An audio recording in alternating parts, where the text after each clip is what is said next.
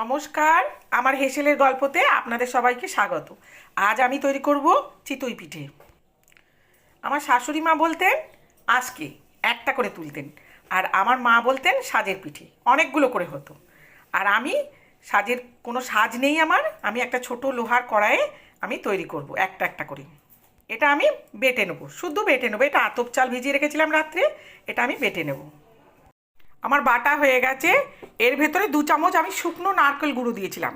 শুকনো নারকেল গুঁড়ো বলতে প্যাকেটের যে শুকনো নারকেল গুঁড়ো পাওয়া যায় সেটা 2 চামচ দিয়েছিলাম, দিয়ে বেটে নিয়েছি। আতপ চাল বাটাটা আর 1/2 চামচ চিনি দিয়েছি, একটু খাবার সোডা দেবো, শুকনো চাল গুঁড়ি দেবো, নুন দেবো, আর গরম জল দেবো। নুন,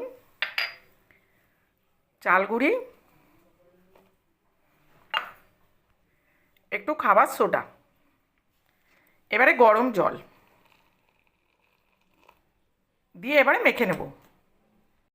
আমার গোলাটা তৈরি হয়ে গেছে, এই দেখুন এরকম থাকবে। এবার তৈরি করব। কড়াটা গরম করতে দিয়েছি, লোহার কড়াই ছোট, এতে একটু ন্যাকড়া বুলিয়ে তেল দিয়ে দিলাম। 1 হাতা দিয়ে দেব, দিয়ে চাপা দিয়ে দেব।